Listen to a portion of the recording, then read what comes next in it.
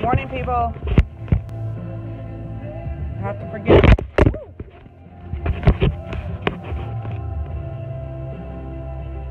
See if anybody joins me this morning. Oh, my hair is horrible. Anyways, it's supposed to be a pretty haircut, but it's horrible. It'll grow out. Good morning, Miss Jennifer. I forgot my glasses, so I don't see. Let me turn. And encouraging, Caleb. That was a double head bop.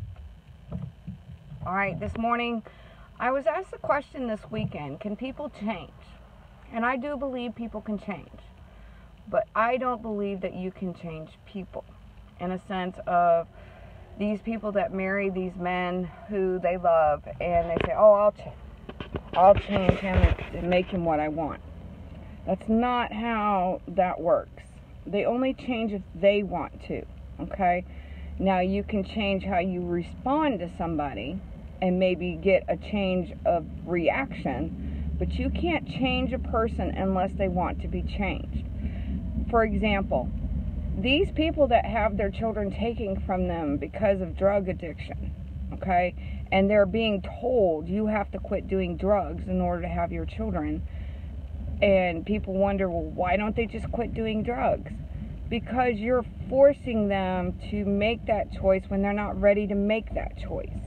So when you force somebody to do something, and if they do it, and you have some parents that'll do it for a few months, but then they go back to it. Why? Because they weren't ready to change. They really, truly weren't ready to change that behavior. So, can you really change anybody? Not unless they want to be changed, okay? But you can influence people, you can encourage people, you can pray for people, but you can't change them. When you marry a spouse who's abusive, you're not going to change that abuse. You're not going to change them unless they want to be changed.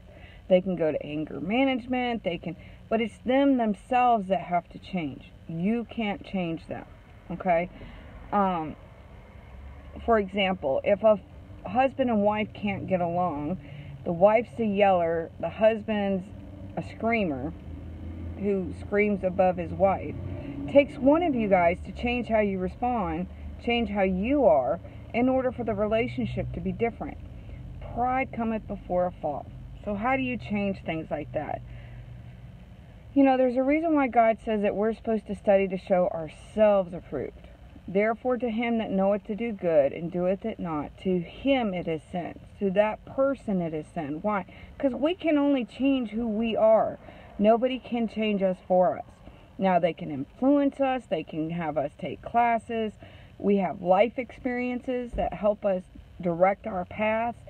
But really, ultimately, we are free will people. We make our own choices, okay? God has given us free will. We make our own choices. The other day I made a comparison of good versus evil.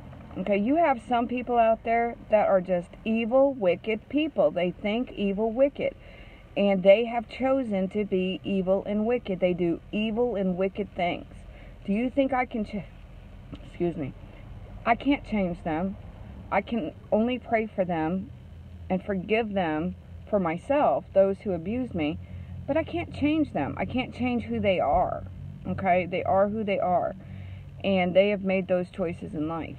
That's like these people that want to change homosexuals or lesbians. You're not going to change them. They're steadfast in their ways. Why? They have free will. You're not going to change them.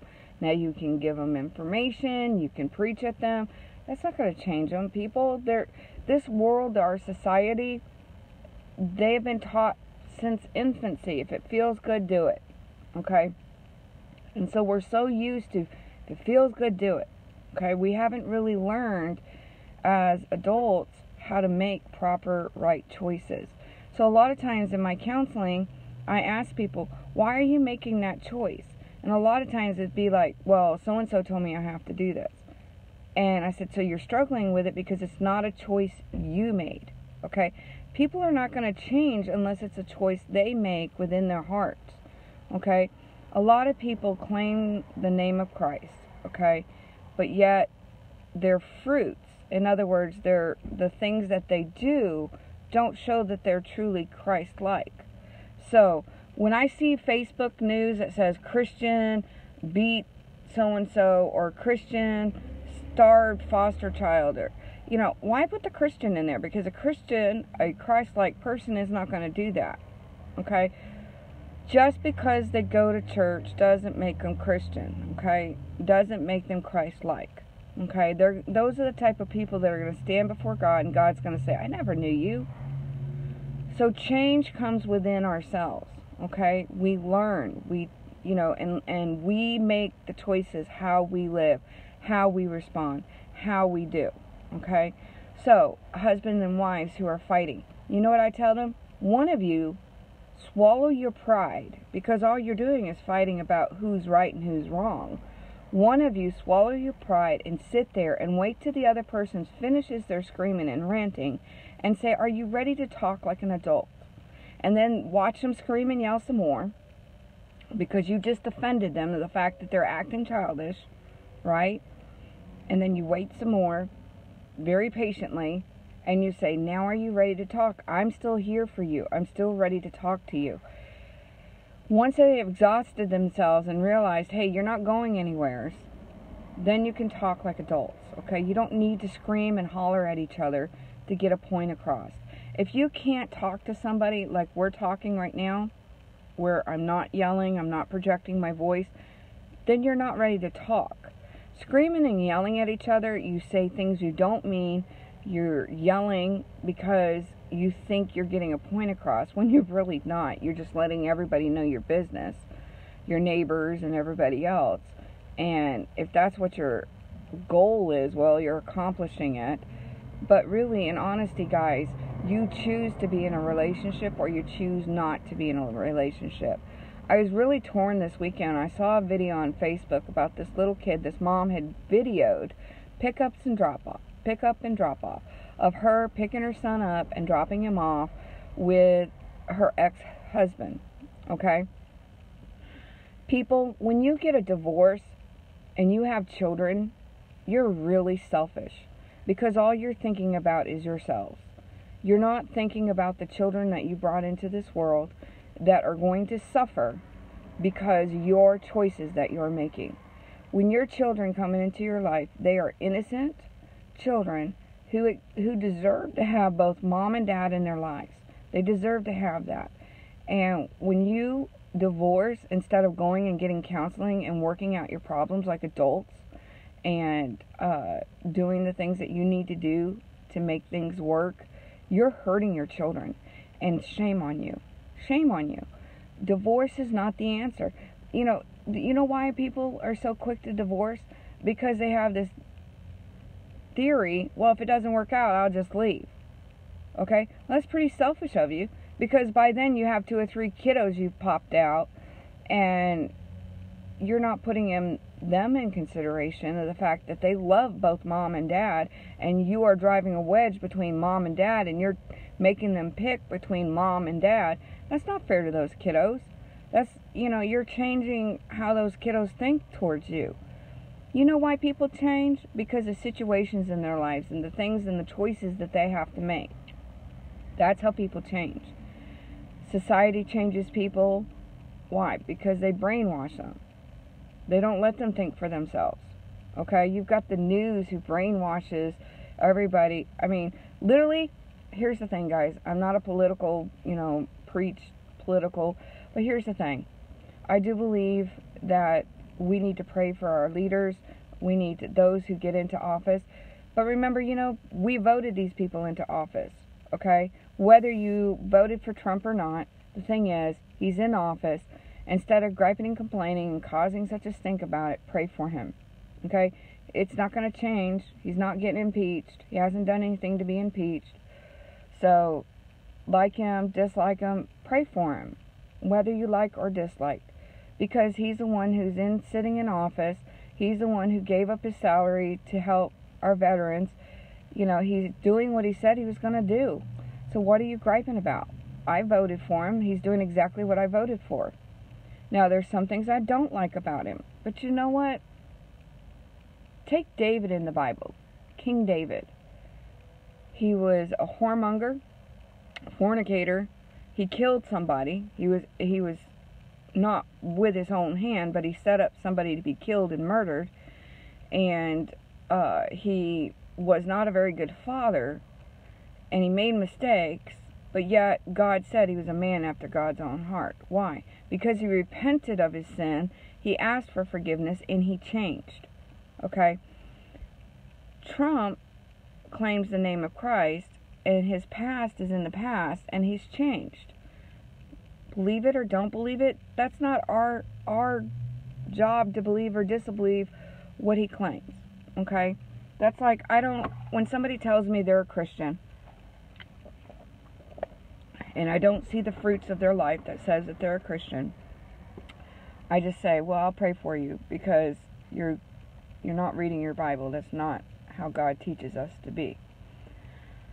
And that's all you can do. People don't change overnight.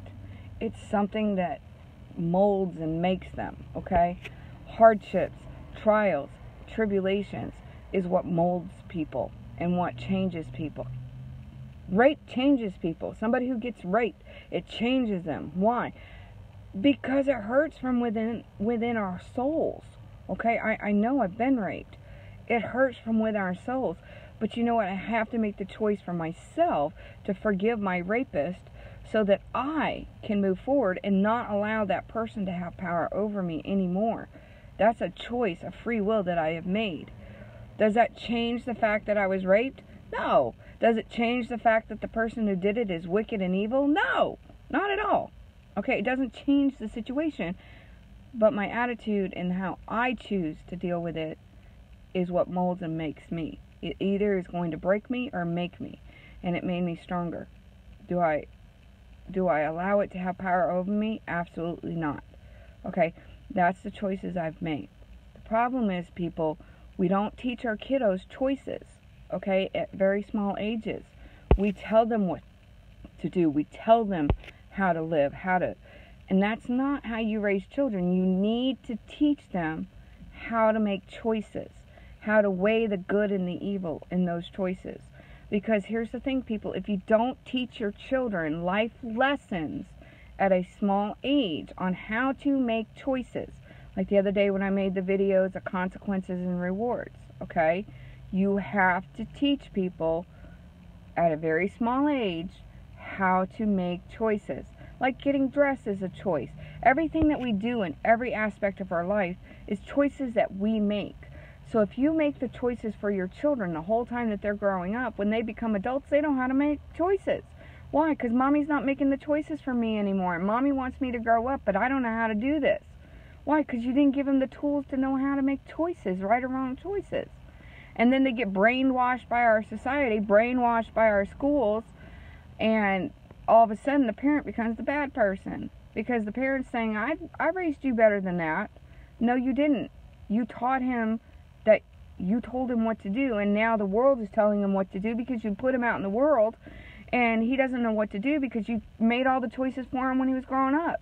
So now that he's out of his home and you're not making the choices for him anymore, he doesn't know how to make choices, so he looks to the news, he looks to those peers around him. That's why he's making mistakes.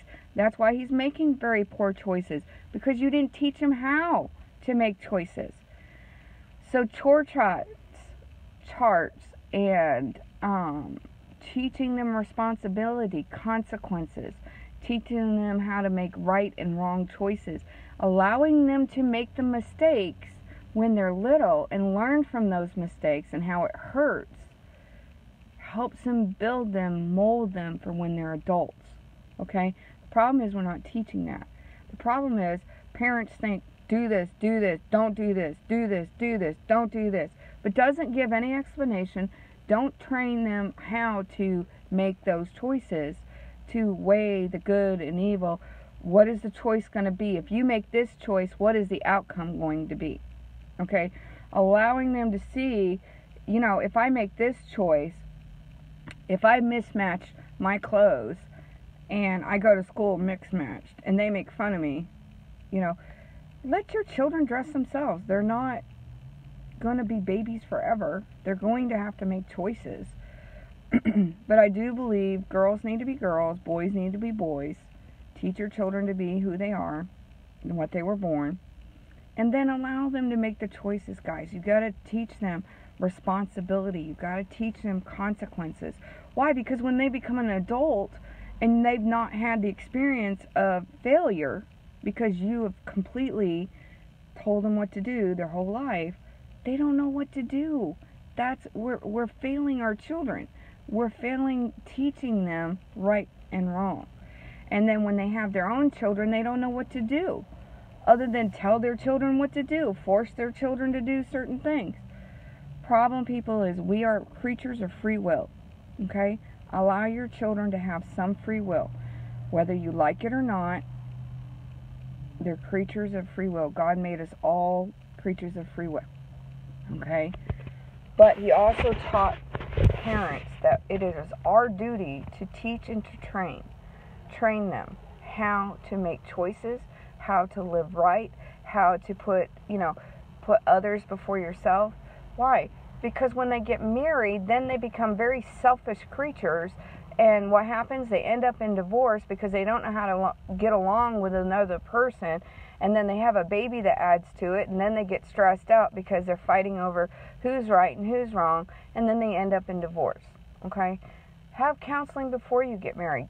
Figure out what you're going to do when you do have children. Plan for the future. Make choices before you get to that point. Problem is, we don't teach our children to do that. We just tell them, hey, if it feels good, jump into it and do it. And then what happens? These poor little ones are torn between two parents that they love very dearly because the parents are selfish and only think of themselves, and then you have divorce. You cannot change your spouse. So, have counseling before you get married. Find out how you guys believe on child raising. Find out what you believe about each other.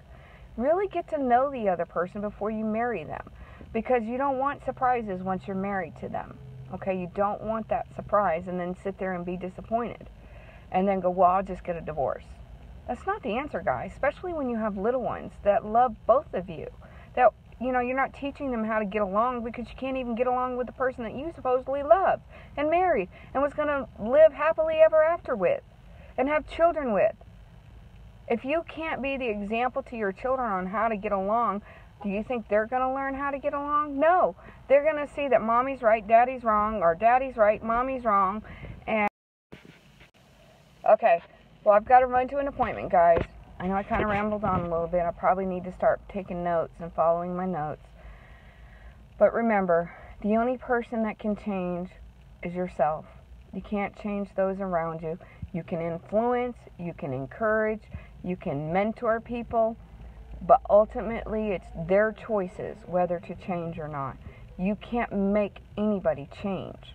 That's not how that works, people. We are creatures of free will, and only we can change ourselves.